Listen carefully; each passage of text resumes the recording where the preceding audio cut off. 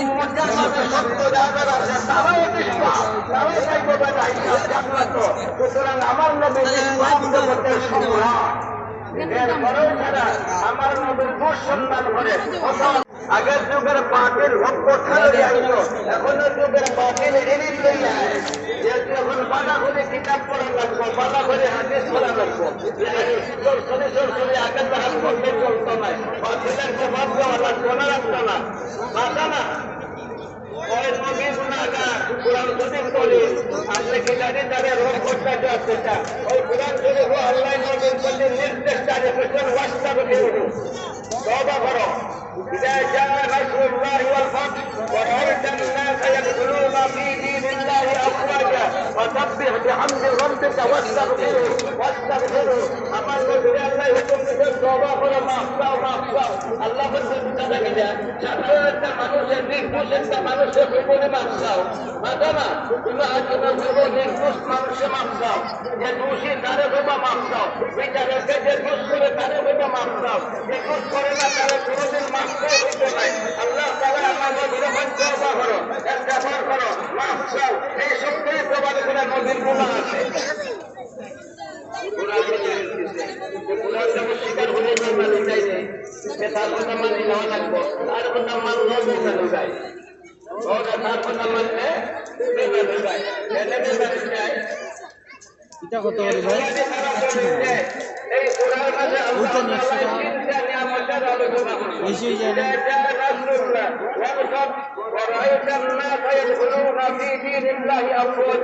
আমার নবীর আল্লাহ তাআলার তিনটা নিয়ামত, একটা হলো ও মুহাম্মদ তোমার থেকে আমার রহমতের আমার নসরতের সাহায্যের সুখধারা বেগ পার হয়ে গেছে, নসরত আদার আছে যেমন বেগ পার হয়ে গেছে। এই যে আল্লাহ তাআলার নসরত নবীর প্রতি, এটা নবীর জন্য নিয়ামত না, নিয়ামত না। আল্লাহর সাহায্য নবীর জন্য নিয়ামত না, নিয়ামত না। আপনার জন্য আল্লাহর সাহায্য নিয়ামত না, নিয়ামত না, নিয়ামত। তাসবিহ করো, তাহমিদ করো, ইস্তিগফার করো, তাসবিহ করো, তাহমিদ করো, ইস্তিগফার করো। নাম কয়টা? তিনটা। নিয়ামত কয়টা? তিনটা। এখানে তাসবিহ নিয়ামতের বদলা, তাহমিদ নিয়ামতের বদলা, ইস্তিগফার নিয়ামতের বদলা।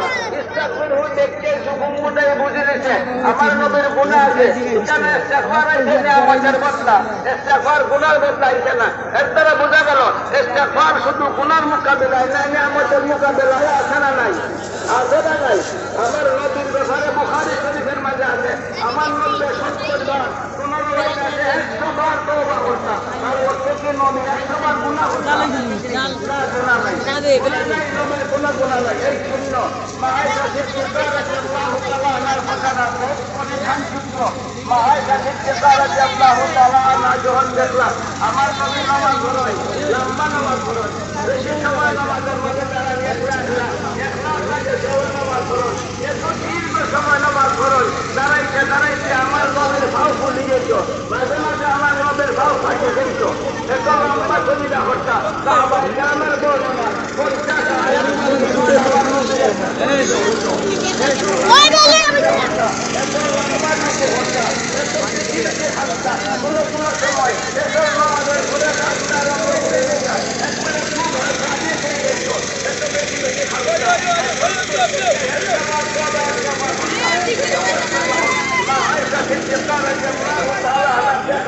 তোমার কোনো ভাব নাই, তোমার কোনো ভাব নাই, তোমার কোনো গুনাহ নাই, তাহলে এত লম্বা নামাজ, এত লম্বা রুকু, এত লম্বা সুবিধা, এত তওবা ইস্তিগফার, ওইগুলা খেয়াল রাখিয়া আপনার ভাও ভুলে যায়, আপনার ভাও ফাটে যায়, ওই জায়গায় মাথা তুলে না, আমার সন্দেহ হয়ে যায়, মনে হয় আমরা আপনারা সাইডে গেছে গিয়া, এত খান্না খাইতে খেয়াল রাখিয়া, এত খান্না খাইতে খেয়াল রাখিয়া, একবারে আসা থেকে খান্না শুরু করুন, তোমার কাজে হয়ে যায়, এত বেশি বেশি খান্না খাইতে খেয়াল রাখিয়া আমার নবী জবাব দেয়, আপনারা কোনো আপনার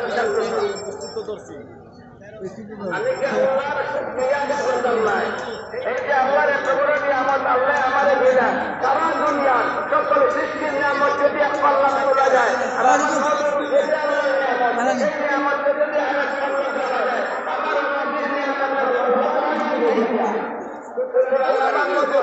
আমি আল্লাহর কৃতজ্ঞতা প্রকাশ করার জন্য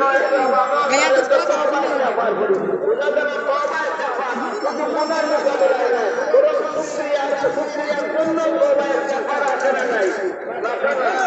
নামাজ পড়ার বাদে আমার কাছে দেখা আছে। এখন আজকার আলাস্কার বা মাসালা আলাস্কার বা মাসালা নামাজের ঘরে যে সকল জিকির করা লাগে এর মানে আছে আস্তাগফিরুল্লাহ আস্তাগফিরুল্লাহ আস্তাগফিরুল্লাহ আছে না নাই?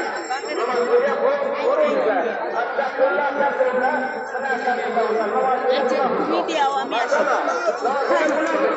গুনাহ না